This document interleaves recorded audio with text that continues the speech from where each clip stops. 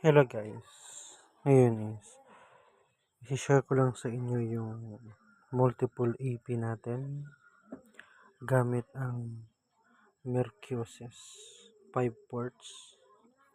So ang setup nito guys is itong USB tulan natin, ito, papunta sa ating Mercusis. So kahit saan dito na port guys, pwede kung saan natin ilalagay. Tapos itong isang RJ45 natin guys is diretso dito sa ating EEP 110 dito. Itong LAN kakonect dito sa ating Mercusis switch hub. So andito na siya guys.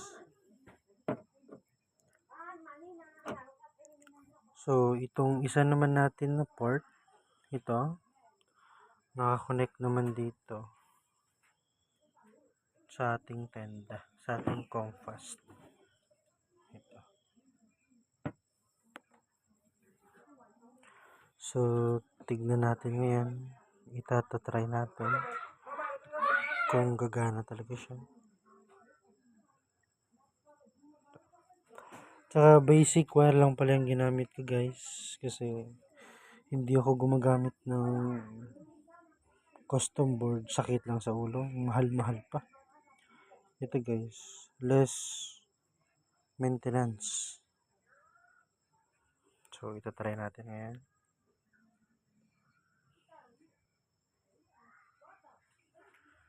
So try natin connect dito.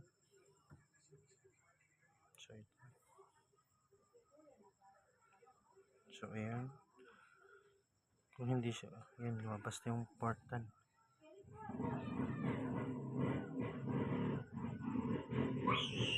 Ayan, kuha tayo ng baril guys para matry natin. Hulog tayo ng piso.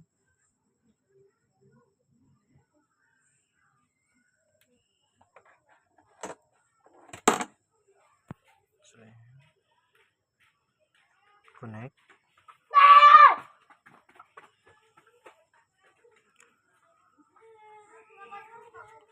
Tapos tignan naman natin dito guys, kukonect naman tayo dito.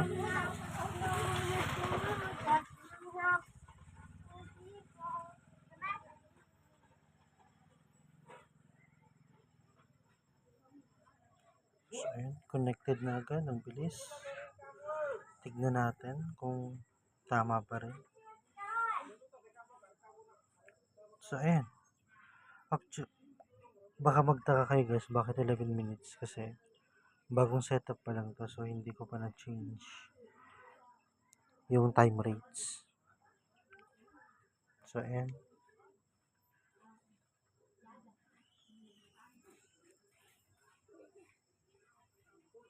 yun lang.